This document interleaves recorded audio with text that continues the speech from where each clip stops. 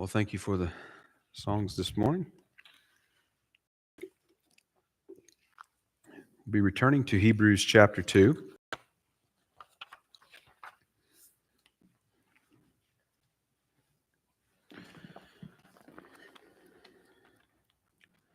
This is now message number 4 in our series through the book of Hebrews. Message is entitled Death and Glory. And we're going to be looking at verses 5 to 9 here in Hebrews chapter 2. For unto the angels hath he not put in subjection the world to come, whereof we speak. But one in a certain place testified, saying, What is man, that thou art mindful of him, or the son of man, that thou visitest him?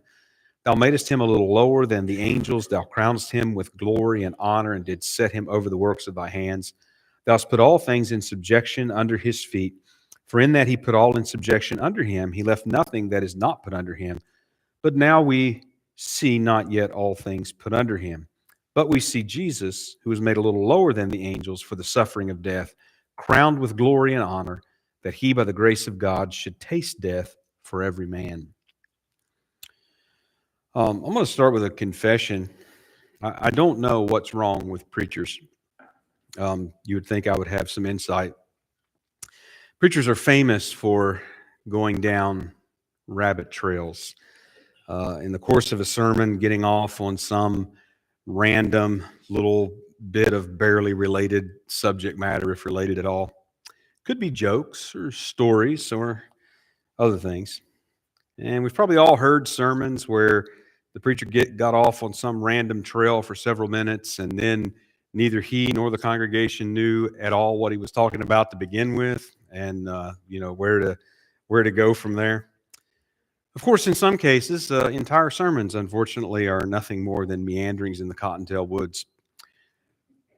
I may be in danger here of being my own illustration. It's not just preachers who do this, though. I mean, have you ever been telling someone a story about something that happened, and that reminds you about something else? You start talking about that, and that reminds you about something else. You start talking about that, and after a while, nobody knows what you were originally talking about. All right, well, I don't know. It's just part of the human condition, and we're not here to try to solve that today. The point is to understand that the writers of Scripture, writing by the inspiration of the Holy Spirit, are not chasing rabbits. They're not writing down things and just sort of inserting little random bits of interesting tidbits here and there along the way. There is a reason why they wrote what they did and why they wrote it when they did, where it is in the text that they wrote. Now, on first glance, it might seem a random bit sort of thrown in among other things, but it's not. And so the task of interpretation, and that's understanding what the author meant by what he wrote and why he wrote what he did, where he did. Now that brings us here to Hebrews chapter 2 and this first warning passage that we looked at in the previous message. Because chapter 2 opens up with this first exhortation of warning in Hebrews. And I want you to understand that these warnings are not parentheses. They're not just, oh, by the way, let me throw this in there. Let me add this. They're not little side jaunts that the writer takes while writing elegantly on high theology. The warning derived directly from everything that he wrote in the first chapter. And so hopefully we can see that connection. And the warning is actually the point. He's writing this letter to warn. Yes, he's writing to encourage. He has different goals that are met in the writing of this letter, informing, and there's different goals necessarily, but he is writing this letter to warn them because they are in danger. So again, it's not just sort of a random break in the action and, oh, well, we turn again to angels here after we get past it. No, we can discern that these Jewish believers were in danger of drifting from Jesus Christ and going back to the old covenant, to Judaism, to the temple in Jerusalem and the sacrifice and all of it. Now, this next passage here in verses 5 to 9 that we're looking at now, you can see how that it's just continuing on in what the writer has to say. He's already alluded to the exaltation of Jesus through condescending lower than the angels. Now, that was back earlier in chapter number 1. And now he's going to speak more to that subject, actually, and more to the humanity of Jesus. So in verses 5 to 9, we're going to see him writing about suffering and the crown. So we'll start here again with verse number 5. For unto the angels hath he not put in subjection the world to come, whereof we speak. And you notice that beginning again with that 4. It's just continuing on. What are the difficulties or challenges about Hebrews, especially when trying to preach or teach, is that it's kind of hard to find the breaks sometimes where you're going to break apart and try to at least get a complete thought in a sermon, because it is so connected and flowing in this letter.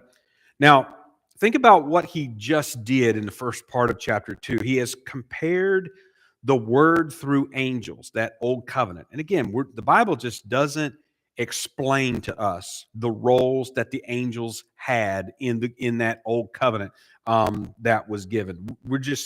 It's referred to in several places, but it's never really explained. So we really don't know any facts about that other than that they did have some role. And he refers to that word through the angels, that old covenant, and he's compared that word to the angels with the word through Jesus Christ. And that word through Jesus Christ, obviously, is the final revelation as he began that God gave. The word through Jesus is superior. It is better. Again, it doesn't make that bad or wrong or untrue what was delivered by angels. But the writer explains further why Jesus and the message of Jesus deserve the most careful attention. And that's how chapter 2 starts. And notice what he's saying as he says, for or because unto the angels hath he not put in subjection the world to come whereof we speak. So the world to come, he says, has not been put in subjection to the angels. In other words, they have not been appointed, anointed, or declared rulers over the world to come. It is not their reign. In fact, he's already made clear in this passage that they are servants, not rulers.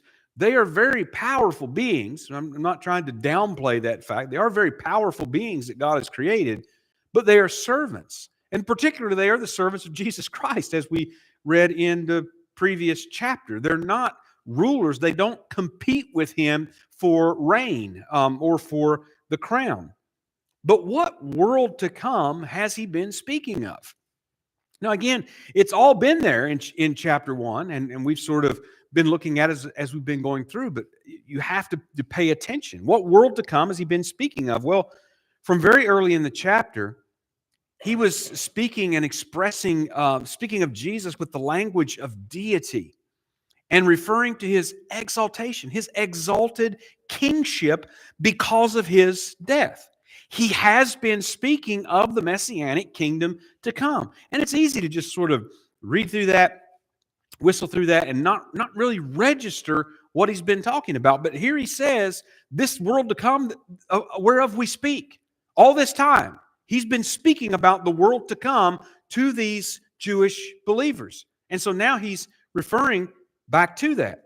None of the angels, he says, they're not declared the unique Son of God, and they're not crowned with glory in exaltation. And Jesus Christ is.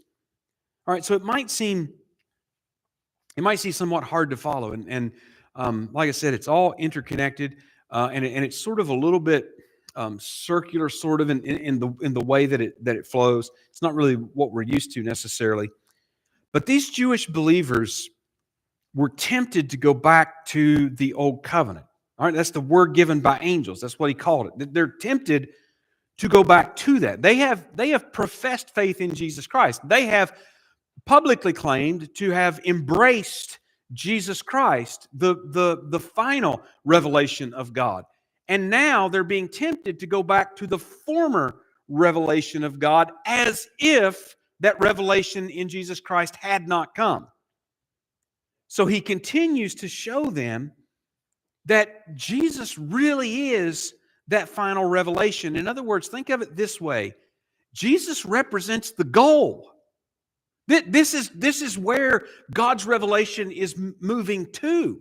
This is he used the reference of Jesus as one who upholds or sustains the world, and that word again has the idea that he carries it, that he carries it, he moves it along by carrying it, like if you would pick up something over here and carry it to place it over there. He is sustaining the creation in just that way. He's moving it toward the goal, and he is the goal.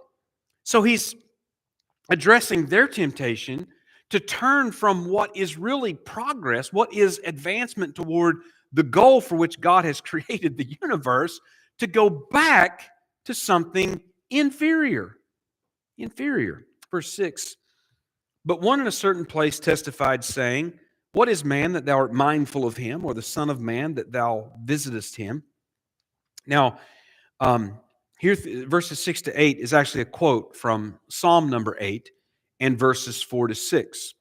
Now, Psalm number 8 was written by David, but the writer of Hebrews doesn't emphasize that. Rather, he quotes it as reliable word of God and shows it fulfilled in Jesus. So let's read these verses here, 6, 7, and 8. But one in a certain place testified, saying, What is man that thou art mindful of him, or the son of man that thou visitest him? Thou madest him a little lower than the angels. Thou crownest him with glory and honor, and didst set him over the works of thy hands. Thou hast put all things in subjection under his feet. And that's where the quotation ends. So again, he is showing Jesus' superiority to the angels. But if you notice and you track along with what the writer of Hebrews is saying, he's actually talking about his deity, as he started, and also his humanity. He was made a little lower than the angels, he told us earlier. So he's talking about Jesus superior to the angels, both in his divinity and in his humanity. Now, Psalm number 8 is a glorious, glorious psalm. It's a psalm of pure praise. You can read that psalm. There's not a request in that psalm. In other words, David wasn't praying or asking God to do anything. There's not a command in that psalm. People are not being told to do anything or suggested to do anything. It's just a pure praise in that psalm. And so the words that are quoted here, and he begins in verse 6, that reflection is verse 4 of the psalm. What is man that thou art mindful of him, or the son of man that thou visitest him? Now, we spent quite a bit of time going through the Psalms and looking at the message of the Psalms and trying to understand these Psalms in their original setting and in their connection in the flow of the Psalms as a book, as well as with the rest of Scripture. So these words, man and him and son of man and him, the pronouns that are used, when you look at them in these verses in the original, they're all in the singular. They're all in the singular. And the son of man has actually been Adam. Son of Adam is actually what the phrase is in the original. Now, the word for man, what is man that thou art mindful of him, and the son of man? So there's a play on the words here in that original psalm. The man, what is man, that part of it is not Adam. It's not Adam. It's actually Enosh, which was the son of Seth later. That was his name that was given to him. We would say Enos. Which is another word for man that is used in the Hebrew Scriptures. It's another word for man, but it's a word that particularly includes the idea of weakness and of frailty. It's almost a word that we might maybe compare to humanity, as opposed to maybe like mankind with Adam. And again, these are words that are used for men mankind and such. But again, it captures that idea of weakness, which corresponds back to verse 2 earlier in the psalm. Because in verse 2, God has perfected strength out of weakness to overcome his enemies, to bring them to silence. That's how the psalm opens. Well, Adam was created and put in the garden to have dominion, and that word means to exercise rule. He was to reign over the earth, but he failed, and he forfeited his reign. And no man today is reigning over this entire earth. But the Son of Man, the Son of Adam, the second Adam, the last Adam, Jesus Christ, will reign over the earth where the first failed. And that's what this Psalm 8 is all about. And it means his reigning over the earth means the subjection of his enemies, all things put under his feet. And that psalm goes on to speak of those things as well. And this is, of course, when we understand this, and what we're talking about then is we're talking about going all the way back to the creation from the very beginning, and we're seeing God's purpose as it is unfolding. What was God's purpose when he created the earth? When God created the earth, his purpose is such that there is a harmony. There's a balance between God's universal reign over all and the reign over the earth in particular. That there is a harmony between the two. Adam was installed as a king, as a sort of as a vice regent. He is to rule over the earth, but he failed. And he forfeited that reign. And it's not in men's hands today. Well, the fact that there must be a successful reign of man over the kingdom of the earth is one reason why we see that there must be what we refer to as a millennial kingdom between this age and the eternal ages, when there is a reign of righteousness with a rod of iron, in which there is many blessings and there are also punishments that are meted out, and even death that still comes. And again, that is not like the time that we live in now. That is not like the eternal ages. It is a time between the two, and there must be. So this is what Psalm 8 is all about. And this is what the writer of Hebrews is referring to in reference to the fact that it's not angels. Psalm 8 is not about angels. It's not about angels reigning over the earth or reigning over the kingdom. Now, the New Testament writers consistently interpret Psalm 8 to be about Jesus and his kingdom to come. They consistently interpret it that way. In Matthew chapter 21 and verse 16, this is actually Jesus quoting Psalm 8 and verse 2 in reference to his entry into Jerusalem and the cries of Hosanna, celebrating the Son of David coming to Jerusalem. And of course, we know that angered many of the Jewish population that was there, especially among the leaders, the Pharisees and such, because they knew that what they were doing was essentially declaring him to be the anointed Son King, the Messiah who was coming to Jerusalem to reign over this kingdom that we're talking about and that the writer of Hebrews was talking about.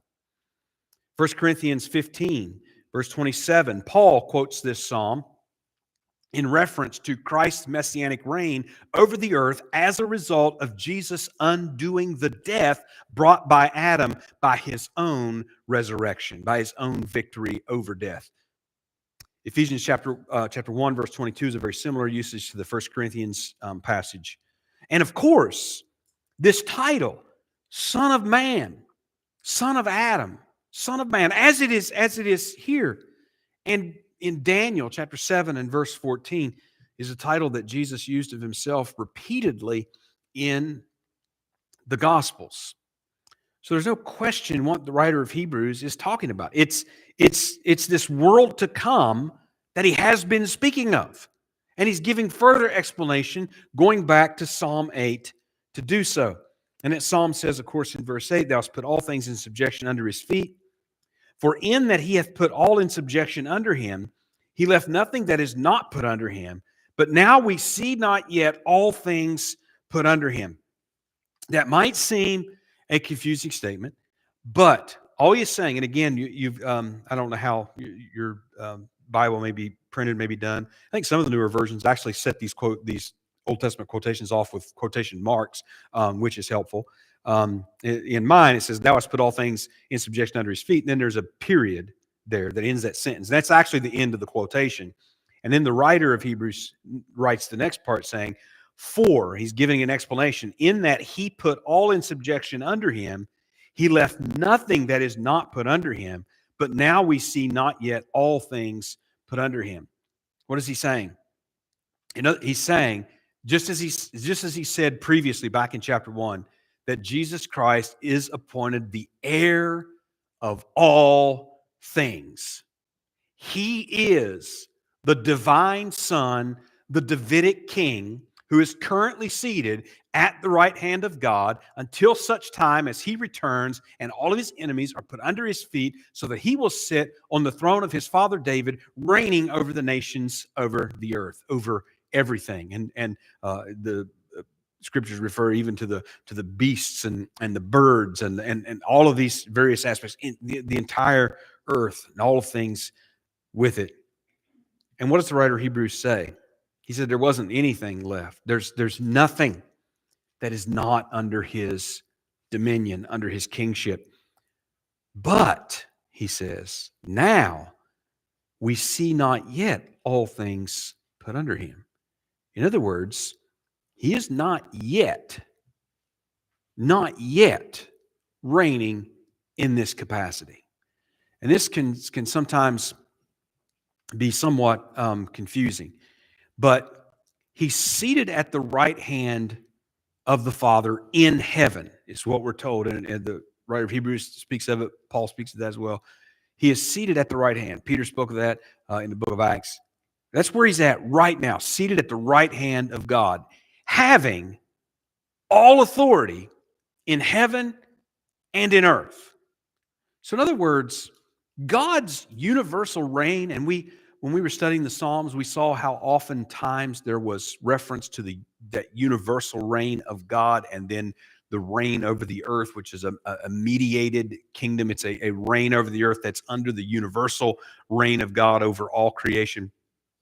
We saw how those two things played together. But Jesus has all authority in heaven and earth. He is reigning with the Father universally over all creation right now. He is.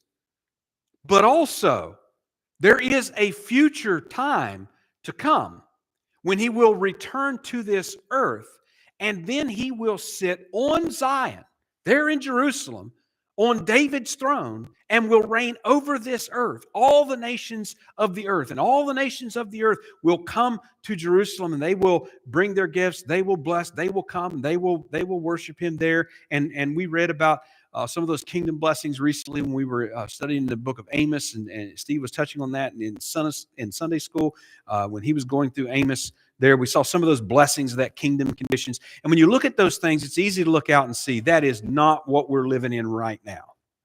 That's not what we're living in right now. But it is to come.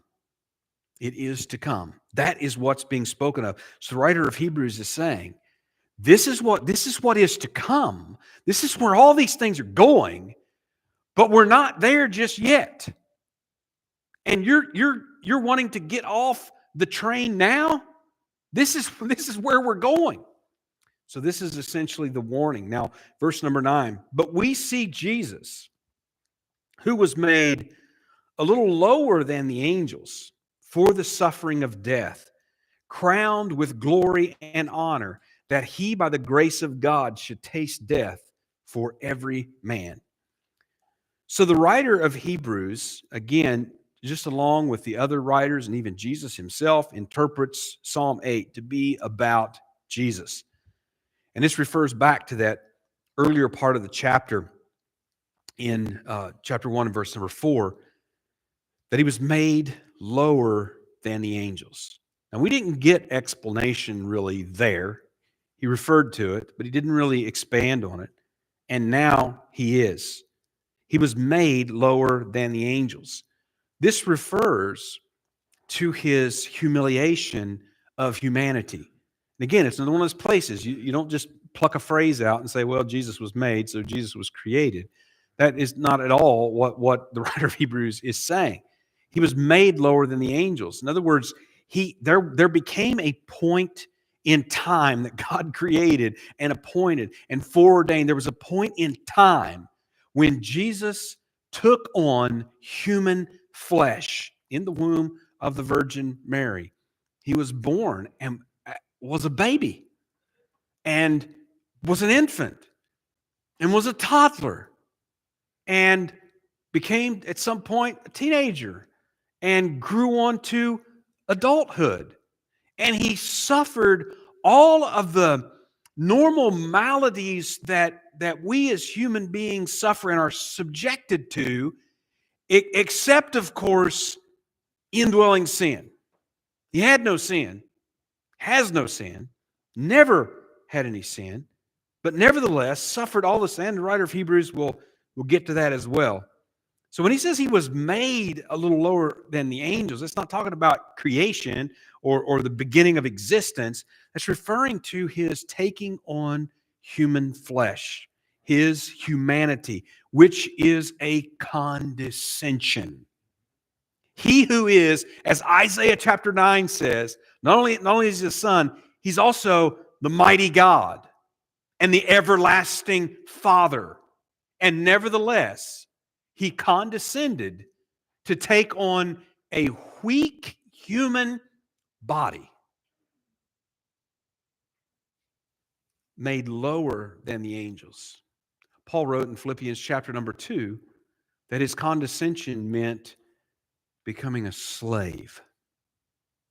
Not just lower than the angels, but really the lowest of humans. He became a slave. And his slaveship was unto death, which he went to. So his humanity is attested by his suffering of death. He was made a little lower than the angels for the suffering of death. It's the reason why that he became a man, in order to die. And it was the reason for, as we call it, his incarnation in human flesh. This is what Jesus said in John chapter 12, verse 27. Now is my soul troubled, and what shall I say? Father, save me from this hour. But for this cause came I unto this hour. Later, before Pilate, in John 18, verse 37, Pilate therefore said unto him, Art thou a king then? Jesus answered, Thou sayest that I am a king. And he goes on to explain, To this end was I born, and for this cause came I into the world, that I should bear witness unto the truth. Everyone that is of the truth heareth my voice. And because he suffered death, he was crowned, as we see here, with glory and honor. The writer of Hebrews here just reflecting and echoing the words from Psalm 8. Crowned with glory and honor because he suffered death, because he condescended to be lower than the angels for a little time. He suffered death, being crowned with glory and honor. Of course, in the Psalms, the word for glory is that familiar word, at least I hope, kavod. That word for weight, that word that is so oftentimes associated with kingship, with reign, with authority, with power, but also honor, which is majesty of exaltation.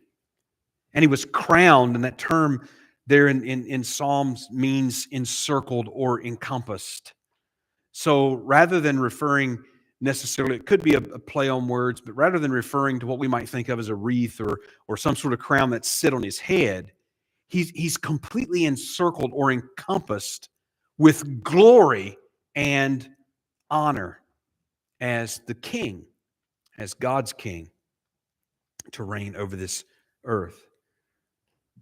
That he, by the grace of God, should taste death for every man. To taste means essentially to experience to appropriate, to take to himself. He experienced death for man, and the expression here would mean man without distinction, or what we might think of as mankind in that sense. In other words, it refers to the substitutionary nature of his death, and of course that according to the law, according to the old covenant. So he was made a little lower than the angels. Why? That he might die. And the only way that he is exalted to that throne is by his death and his resurrection. There is no other path for Jesus to take. Now he's going to continue to build on this. Some wonderful things to come in Hebrews. But if we're following the line of thought to this point in Hebrews, the message of Jesus speaks about what he has done.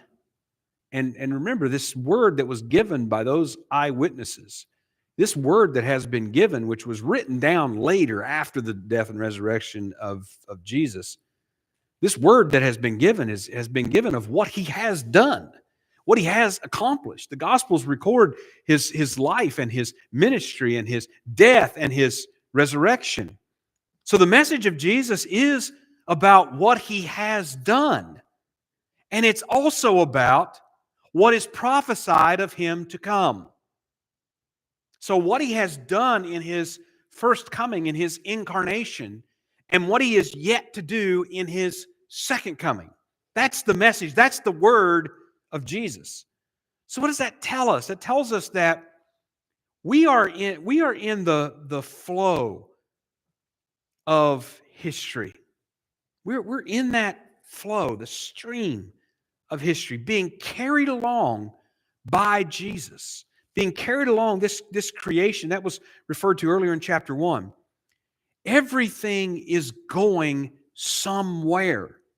It's going toward his kingdom on earth. And we know that, as Paul said in 1 Corinthians 15, that after he reigns on this earth for a time, he's going to deliver up that kingdom to his Father, in which will come the eternal ages and everything following that messianic kingdom. Everything is going toward that. And that's whether someone wants it to or not, or whether someone thinks it is or not, or whether they absolutely hate the idea of the reign of Jesus Christ on this earth or not. That's where it is going. That's what the writer of Hebrews is talking about as he's writing to these Jewish believers. Now, the kingdom parables that we studied not too awful long ago in Matthew that Jesus gave taught that there will be an intervening age. We're in it right now. An intervening age between his first coming and his second coming. But his accomplishment, in other words, what Jesus accomplished in his first coming, that message of what Jesus has already done, what he has accomplished has facilitated the coming of the kingdom when he returns. It's almost as if you could say the wheels are already in motion. There's no stopping it. It's coming. Now, it may seem to be a long time. It may seem to be slow of coming. It may seem to be such a long time that scoffers will arise and say, well, where is it? Others will have other sorts of ideas, but nevertheless, it is coming, and his accomplishment has secured it. And evidence of that fact is that he was resurrected, that he was exalted to the right hand of God, that he is seated there just as foretold in Psalm 110 until such time as he returns to rule over the nations.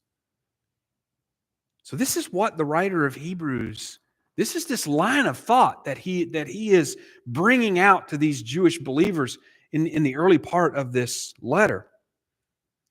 And there's a couple of ways, I think, that we can take this, sort of a positive way and sort of a negative way. There's a couple of ways. And one is that you could take this that, well, you've embraced the message of Jesus that tells of his coming into the world, his dying for sins, his rising again for justification and victory over death, and his returning to reign from David's throne, the son of Adam in perfect righteousness and peace. And so one way to take that would then be to understand the exhortation that he's giving to be, why would you turn from that? This is what you have embraced. Why would you turn from that? This is such a feeble illustration. Why would you stand up from a table that is spread, filet mignon, whatever the greatest meal that you can think of is spread and set for you, and you would get up and leave that to go outside and to dig around in the dumpster and eat something there? And again, it's a very feeble illustration of this, but why would you turn from that?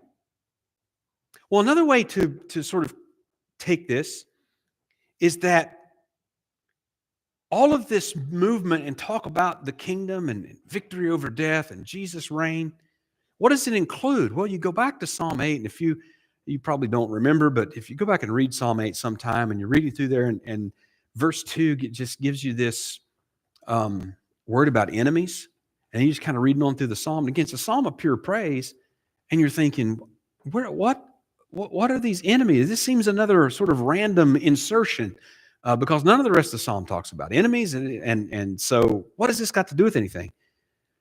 The coming of the son of Adam means judgment on his enemies. I believe that Steve was talking in the Sunday school about essentially the two, the avenger of blood or the kinsman redeemer, and how that they're both one. Well, the day of the Lord and the coming of Christ's kingdom is both one. It does mean salvation.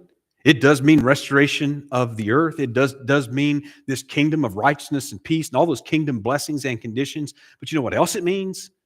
It also means the treading down of his enemies. The treading down of all of those who do not believe in him. Well, to turn back to the old covenant is to turn away from the only way of salvation from his judgment. And that might be a little more in line with the warning, but I do think we can make application both ways. Why would you turn from that? This is what you've claimed to have embraced. Why would you turn from that? And then on the other hand, you go back, then all you have is a fearful looking for judgment in his coming, because he's coming one way or the other.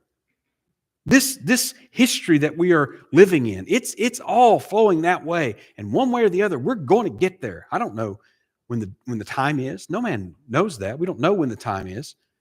We certainly look around and think, how could it be much longer? But we don't know when that time is. But either way, that time is coming. And all the more reason why we have to give more serious consideration to the gospel of Jesus Christ, to the message of Jesus. All right, we'll stop here and we'll close with a hymn.